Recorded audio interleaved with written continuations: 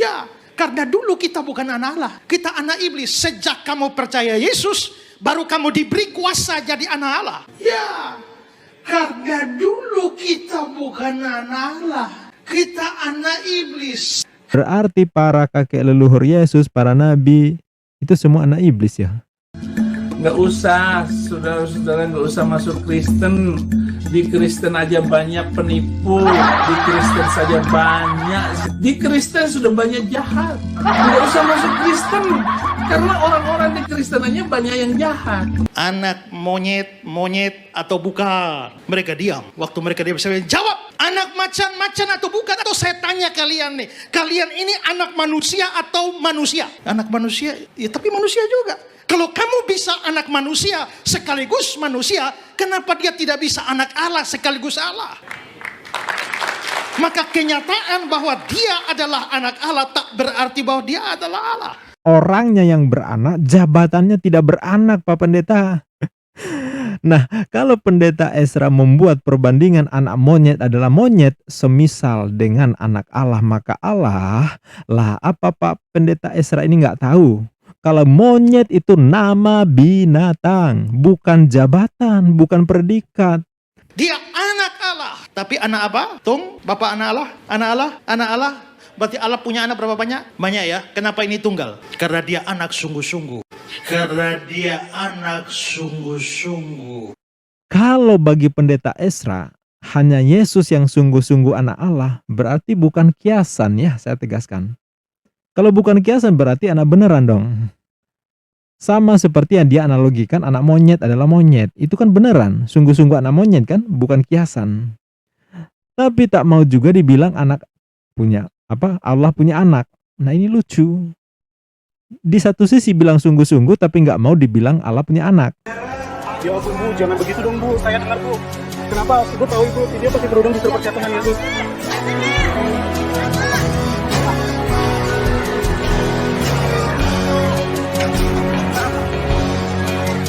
Apa yang dilakukan oleh apologet muslim adalah reaksi, bukan aksi.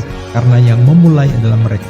Selama mereka usil terhadap agama kita, maka selama itu pula kita pejuang dakwah khususnya di dunia maya yang terus berada di garda terdepan melawan anasir-anasir penyesapan dan pemurtadan yang Assalamualaikum warahmatullahi wabarakatuh, sahabat Fakta Islam TV. Alhamdulillah kembali saya berbagi informasi pencerahan untuk saudaraku sesama muslim ya, agar tidak terjebak dalam kemurtadan ya, keluar dari Islam ad-dinul haq, terperangkap iming-iming keselamatan lewat tumbal derita dan kematian Tuhan yang menjelma jadi manusia yang sama sekali tidak pernah diajarkan Tuhan, tidak pernah diajarkan oleh nabi manapun. Jadi hati-hati jangan sampai tersesat ya, ku anfusakum wa ahlikum naron. Nah, sebelum kita lanjut, mari kita simak terlebih dahulu fatwa dari murtadin pendeta Kristen bernama Saifuddin agar kita jangan masuk Kristen. Ini dia. Saya ini peduli, saya bukan menghina, nggak ada maksud dan tujuan saya untuk menjatuhkan Islam supaya masuk Kristen, enggak. Nggak usah, saudara-saudara, nggak usah masuk Kristen. Di Kristen aja banyak penipu, di Kristen saja banyak sekali yang menyakitkan hati saya. Bayangkan alat-alat di gereja saya ini yang baru saya beli, diambil anak rohani saya, si Yopi, Nobin, kerjasama, dibawa ke Yayasan Bethesda katanya. 2 hari diangkut alat-alat itu. Di Kristen sudah banyak jahat. Nggak usah masuk Kristen, karena orang-orang di Kristen aja banyak yang jahat. Mau jadi pelayan Tuhan dengan menipu gurunya ditipu. Itu di Kristen. Nah, di sini saya akan reaction khotbah pendeta Ezra Soru ya, yang suka nyenggol-nyenggol doktrin di agama kita. Jadi saya reaction ini bukan ikut campur keyakinan dia, tapi karena dia nyenggol-nyenggol ayat di kitab muslim, nyenggol mu'alaf, nyenggol takbir, bawa-bawa nama Allah yang diimani sebagai ilah dalam Islam ya. Maka sebagai muslim saya punya hak menanggapi, baik untuk perbandingan maupun sebagai penjelasan atau bahkan bertanya ya. Nah, di sini ada beberapa hal menarik sahabat. Pertama, Ezra menjelaskan perbandingan istilah Yesus anak Allah, maka Yesus adalah Allah. Sama seperti anak monyet adalah monyet juga ya. Terus dia bilang Yesus adalah anak Allah, kita dulunya anak iblis ya. Kita di sini mungkin yang dimaksud Kristen kali ya. Soalnya saya nggak merasa ya. Berikutnya dia menjelaskan bahwa Allah datang ke dunia untuk mati. Untuk mati ya. Untuk itu simak secara tuntas agar tidak gagal paham, biar sahabat paham seperti apa doktrin kekristenan yang salah satunya seperti yang diajarkan oleh pendeta Ezra Soru ini. Kalau Anda tetap murtad, ya itu urusan Anda. Yang pasti jika Anda murtad, Anda akan menambah jumlah penganut agama yang sudah lebih 2000 tahun berlalu. Sampai detik ini mereka tak pernah sepakat menghitung berapa jumlah pribadi dalam keesaan ilah yang mereka imani. Bahkan mereka tidak sepakat menempatkan Yesus dalam teologi mereka itu seperti apa. Beda denom, beda pula hitungannya, beda pula menyikapinya ya. Nggak percaya? Ini dia perumpamaan Yesus anak Allah, maka Yesus adalah Allah, sama dengan anak monyet adalah monyet. Yohanes 3 ayat 16, 2, 3. Karena begitu besar kasih Allah akan dunia ini, sehingga ia telah mengaruniakan anaknya yang tunggal, supaya setiap orang yang percaya kepadanya tidak binasa, melainkan beroleh hidup yang kekal. Boleh dibilang bahwa jantung dari Injil itu ada pada ayat ini. Nah, di ayat Yohanes 3:16 hanya disebut percaya. Nah, yang jadi pertanyaan, percaya versi mana yang jadikan pegangan Pak Pendeta? Syarat hidup kekal atau keselamatan versi Yesus atau versi Paulus? Sebab kalau kita baca, di sini ada perbedaan yang sangat jelas. Kalau versi Yesus menjelaskan di Yohanes 17 ayat 3, inilah hidup yang kekal itu, yaitu bahwa mereka mengenal Engkau, Bapa, Yahweh, satu-satunya ilah yang benar, dan mengenal Yesus Kristus yang telah Engkau utus. Bapa atau Yahweh, satu-satunya ilah yang benar. Sedangkan Yesus Kristus statusnya adalah utusan Bapa atau utusan Yahweh. Nah, sedangkan kalau kita baca di versi Paulus, di Roma 10 ayat 9 tertulis, sebab jika kamu mengaku dengan mulutmu bahwa Yesus adalah Tuhan, dan percaya dengan hatimu bahwa Allah telah membangkitkan dia dari antara orang mati, maka kamu akan diselamatkan. Berbeda kan? Pengajaran Yesus dan pengajaran Paulus, silakan Anda bandingkan sendiri. Ini yang jadi pertanyaan. Jadi percaya yang dijelaskan di Yohanes 3:16 tadi, versi yang mana nih Pak Pendeta? Allah begitu mengasihi dunia ini, lalu dia mengaruniakan anaknya yang tunggal. Baru sampai situ saja sudah jadi soal ya, yaitu soal Allah kok punya anak ya. Allah tidak beranak dan tidak memperanakan. Ya, biasanya hal itu ditentang. Saya pernah dalam satu acara debat antar lintas agama, mereka bilang Allah tidak beranak dan tidak memperanakan. Saya bilang amin. Loh kok Bapak amin? Ya, karena kalau yang Anda pikirkan anak Allah itu seperti kambing beranak, saya juga tidak percaya begitu. Ya, Yesus anak Allah. Tapi beberapa orang berkata bahwa ya justru karena itu membuktikan Yesus bukan Allah. Saya pernah debat dengan seorang mualaf. Lalu dia bilang begini, di Alkitab Yesus adalah anak Allah. Betul, semua betul. Kalau begitu sekarang saya tanya kepada saudara, anak presiden atau bukan? Mereka bilang bukan. Anak wali kota atau bukan? Bukan. Anak bupati atau bukan? Bukan. Kalau begitu anak Allah atau bukan? Bukan. Allahu Akbar. Lalu giliran saya maju, saya bilang, saya tanya kalian ya, anak monyet atau bukan? Mereka diam. Waktu mereka diam, saya bilang, jawab, anak macan atau bukan? Atau saya tanya kalian nih, kalian ini anak manusia atau manusia? Anak manusia, ya tapi manusia juga. Kalau kamu bisa anak manusia sekaligus manusia, kenapa dia tidak bisa anak Allah sekaligus Allah? Maka kenyataan bahwa dia adalah anak Allah tak berarti bahwa dia adalah Allah. Maka kenyataan bahwa dia adalah anak Allah tak berarti bahwa dia adalah Allah. Nah, pendeta ini cerita, katanya pernah debat dengan mualaf, menganalogikan anak presiden bukan presiden. Maka Yesus anak Allah, berarti Yesus bukan Allah. Saya nggak yakin juga ya beneran ada debat kayak gitu ya, kecuali kalau dia menjelaskan debat dengan siapa, kapan, di mana rekamannya, itu baru saya percaya beneran ada. Jangan-jangan hanya gimik ya. Tapi ini menarik sahabat. Dia memisalkan Yesus disebut anak Allah, maka Yesus adalah Allah, sama seperti anak monyet adalah monyet. Tentu ini bukan hanya lucu, tapi justru jadi persoalan juga. Mungkin pendeta Esra lupa, atau memang nalarnya bermasalah, ya, nggak nyampe atau gimana ya. Presiden, gubernur, bupati, itu kan jabatan, bukan nama. Anak presiden pasti bukan presiden, ya iyalah, karena presiden itu jabatan, predikat. Maka anak presiden bukan makna yang sesungguhnya. Yang sesungguhnya atau hakikatnya, presiden tidak beranak. Yang beranak adalah seorang yang menjabat presiden. Orangnya yang beranak, jabatannya tidak beranak, Pak Pendeta. Nah, kalau pendeta Esra membuat perbandingan anak monyet adalah monyet, semisal dengan anak Allah, maka Allah lah, apa Pak Pendeta Esra ini nggak tahu? Kalau monyet itu nama binatang, bukan jabatan, bukan predikat. Ada monyet, ada babi, ada kebo, itu nama-nama hewan, bukan binatang yang berstatus atau menjabat atau berpredikat monyet. Monyet ya monyet, kebo ya kebo. Monyet lahir dari induk monyet, anak dan induk sama-sama monyet. Karena monyet itu nama hewan, bukan jabatan Pak Pendeta. Maka jika pendeta Esra Soro ini konsisten, harusnya Allah itu nama, sebagaimana monyet itu nama, Tuhan itu jabatan sepadan dengan ilah. Nama ilah adalah Allah, nama Tuhan adalah Allah, bukan dibalik. Ilah atau Tuhan adalah nama, Allah sebagai jabatan.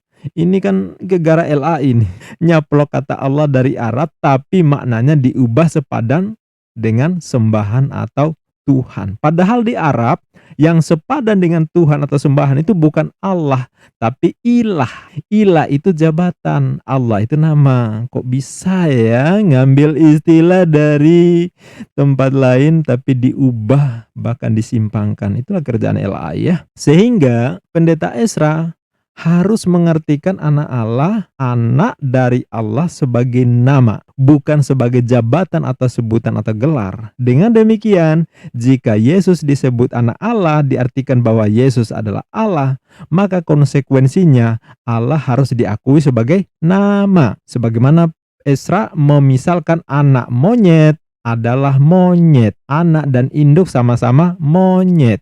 Monyet nama apa jabatan? Nama.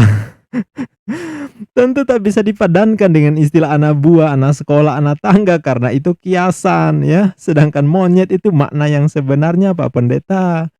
Jadi dalam hal ini pendeta Esra maju kena, mundur kena. Mau bilang Yesus anak Allah sama seperti analogi anak monyet adalah monyet, maka dia nampol jidatnya sendiri. Sedangkan mau bilang anak Allah sama seperti anak presiden, bukan presiden, juga nampol jidat sendiri. Itu kalau dia berpikir cerdas sih. Kalau enggak sadar-sadar ya.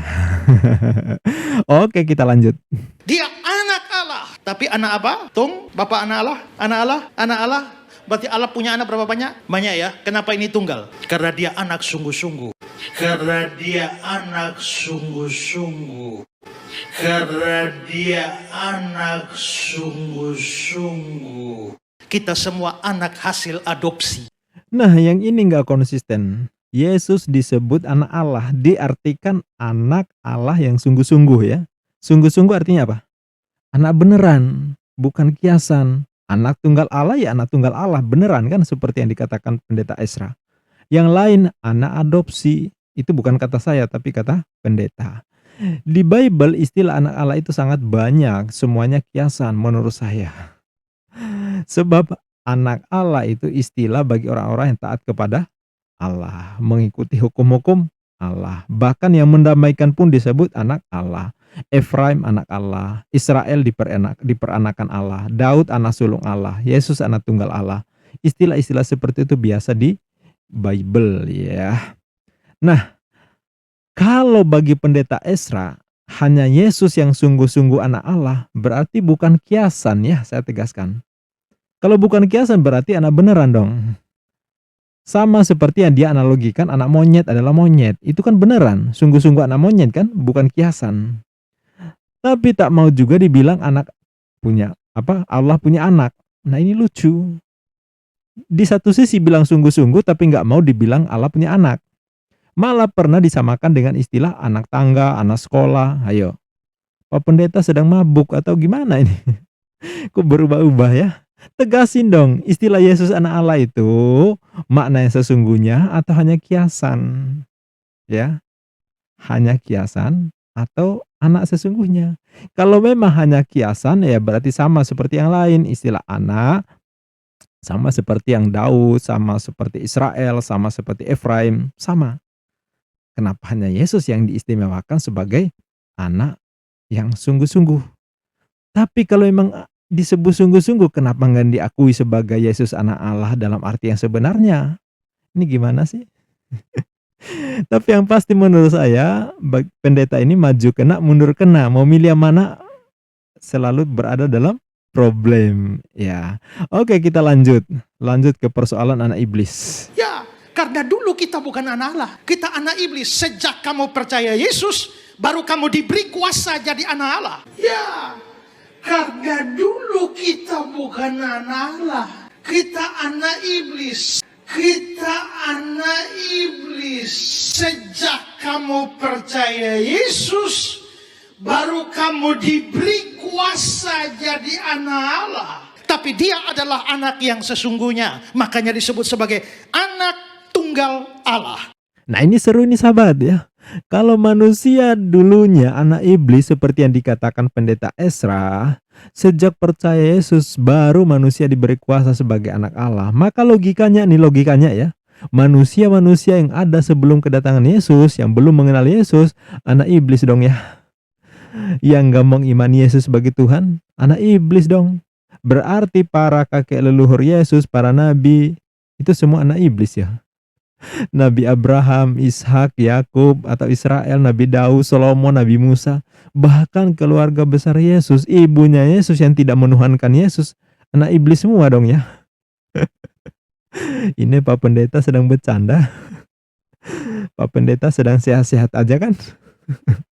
Nanti datang Yesus mati dan memberikan keselamatan hidup kekal kepada semua yang percaya, dan mereka tidak akan binasa. Jadi memang Yesus datang ke dalam dunia, tujuannya yaitu memberikan keselamatan. Yohanes 12 ayat 47 bilang, Aku datang bukan untuk menghakimi dunia, melainkan untuk menyelamatkannya. 1 Timotius 1 ayat 15, untuk menyelamatkan orang berdosa. Nah, kalau begitu, Yesus datang ke dalam dunia, dia Allah datang ke dalam dunia untuk menyelamatkan orang berdosa, pakai acara mati, disalib dan sebagainya. Pertanyaan yang seringkali ditanyakan, kalau memang Allah mau menyelamatkan manusia berdosa, kan gampang tinggal dari surga, selamat semua selamat. Untuk apa repot-repot datang ke dalam dunia waktu Natal? Untuk apa repot-repot naik ke atas kayu salib, pakai acara mati lagi, bangkit lagi? Nah, ini seringkali ditanyakan. Karena itulah maka sebenarnya apa yang akan saya bahas hari ini adalah satu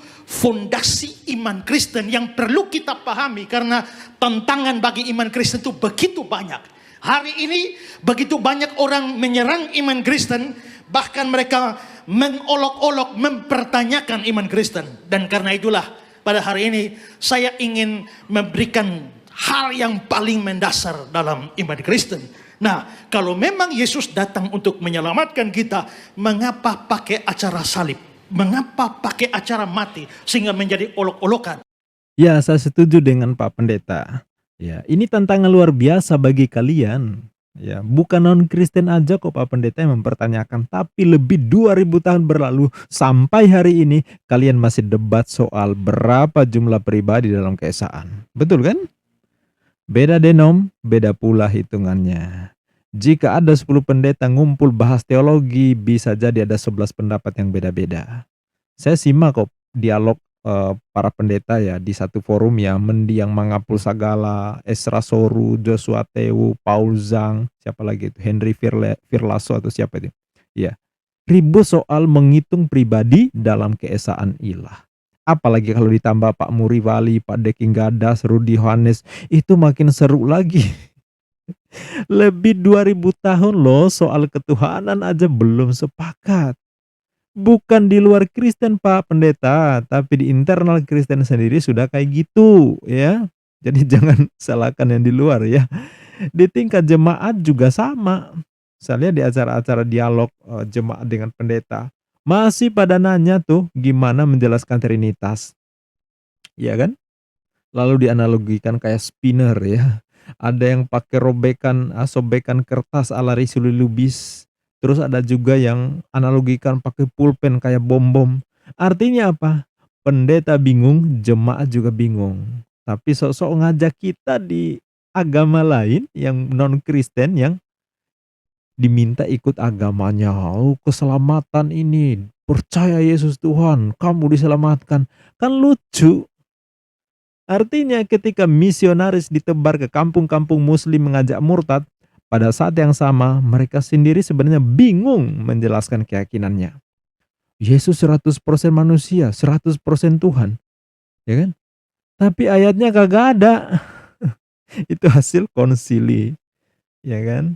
Terus, oh Yesus adalah Allah yang menjelma dalam rupa manusia. Terus kita tanya, di mana ayatnya Yesus mengaku dirinya Allah yang menjelma dalam rupa manusia? Kagak ada juga. Allah lahir dan mati. Oh tidak, itu kemanusiaannya, keilahiannya tidak ikut mati. Oh begitu. Bukan keilahiannya mati, tapi kemanusiaannya. Tapi saat kita cek di ayatnya tertulis jelas, telah lahir bagimu juru selamat Tuhan di kota Daud. Ya terserah. Tertulis begitu jelas kok ya di LAI ya. Di Bible versi LAI. Di ayat lain juga disebutkan murid mencari mayat Tuhan Yesus. Nah, Tuhan lahir dan mati kan ada jelas ayatnya. Gimana menyanggahnya coba? Oh, Bapa dan Yesus adalah satu. Saat lahir, Bapak ikut lahir nggak? Oh tidak. Lah katanya satu, tapi Bapak nggak ikut lahir. Berarti nggak satu dong. Ya Allah. Itu sahabat ya, sampai jumpa di video berikutnya soal doktrin keselamatan ya. Masih melanjutkan soal reaction terhadap khutbah Pendeta Ezra Soru yang suka nyenggol Islam ya. Semoga memberikan informasi dan pencerahan. Sampai jumpa di video berikutnya. Sampaikan tanggapan di kolom komentar. Bagi yang belum subscribe silakan klik subscribe, like, share. Mudah-mudahan kita sama-sama menjadi bagian dari upaya menghadang, menghalau, melawan anasir penyesatan dan pemurtadan yang gentayangan di sekitar kita. Billahi taufik wal hidayah. Wassalamualaikum warahmatullahi wabarakatuh.